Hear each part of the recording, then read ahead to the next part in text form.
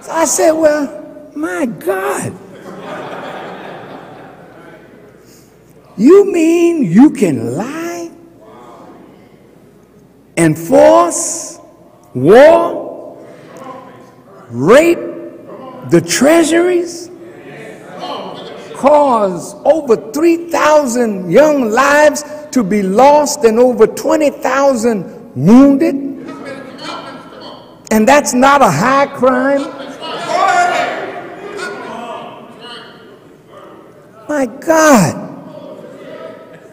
Then what is the offense that you can impeach the president for? Bill Clinton had a little oral sex in the Oval Office and then said, I did not have sex with that woman under oath. High crime.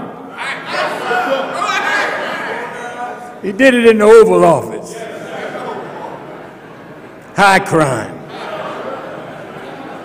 Semen on the girl's dress. Saved.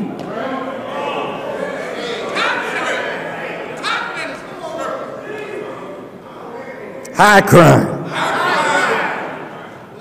But 3,300 young soldiers dead on the basis of a lie.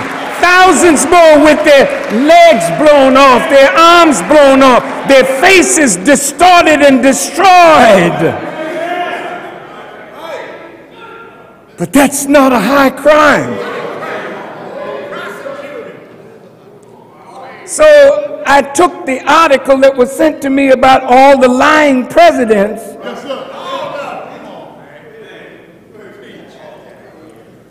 And I said to the research department, well, research this.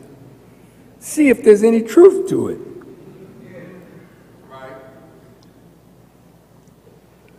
Well, in 1730,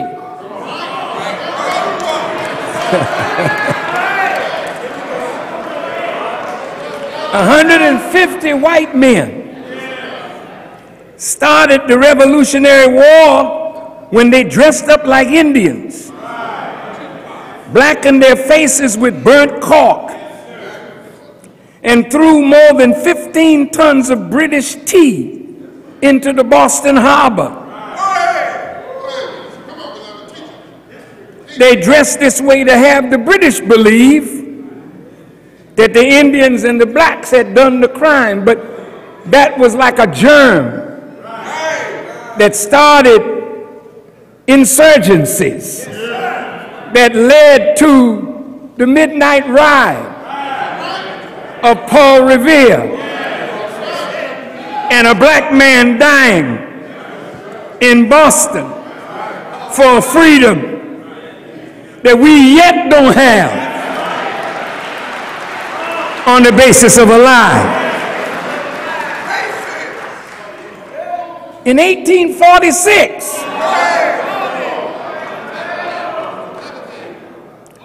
President James Polk lied to the nation when he said the Mexicans had invaded our territory, Texas, shed American blood upon American soil. He used the lie to steal Texas from Mexico, and then there was a war with Mexico. And American soldiers went all the way down to Mexico City. And Santa Anna signed a treaty giving Mexico or selling Mexico to America. Then she annexed all the territories that I aforementioned. But it started on the basis of a lie. In 1898, the United States wanted control over Puerto Rico, the Philippines, and Guam. So President William McKinley lied about an explosion on board a U.S. ship called the Maine, anchored in Havana Harbor, that killed 260 American servicemen. See, they don't care about killing Americans if it serves their purpose. So they went to war, the Spanish-American War, and they took over Cuba, the Philippines, Puerto Rico, and Guam. They gained control over Cuba so that the island could be open to United Fruit and other American corporations. This is America. Maybe you don't know nothing about this America.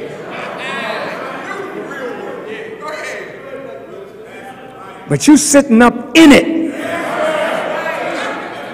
And when the wrath comes down on it, you better try to get yourself into a safe place.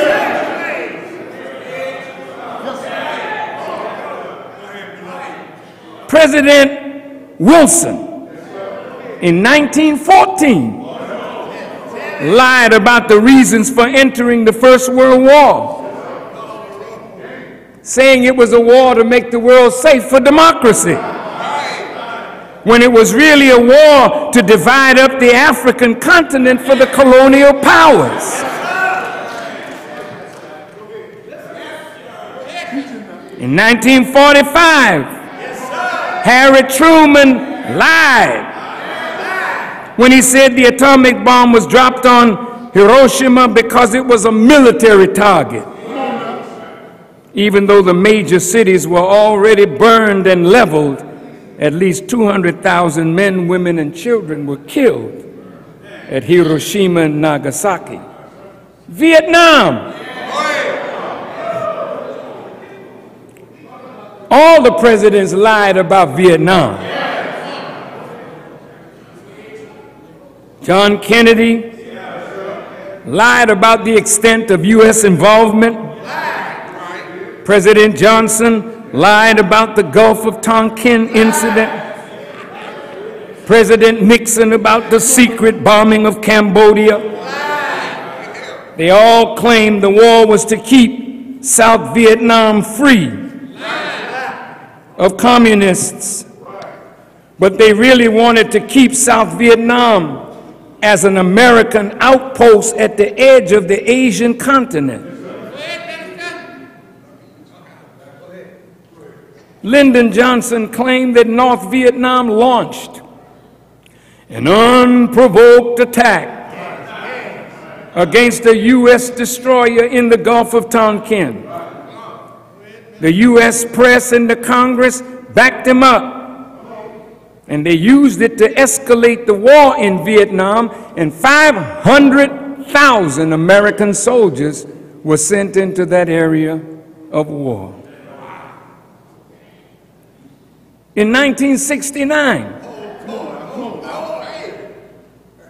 Nixon's national security advisor, Henry Kissinger, decided on his own to wage war against Cambodia and unleashed a 14-month carpet bombing attack against a people, resulting in 600,000 deaths. Kissinger did not want Congress, the American public, or the world to know that it was bombing a country with which it was not at war. 600,000 Cambodians didn't mean nothing.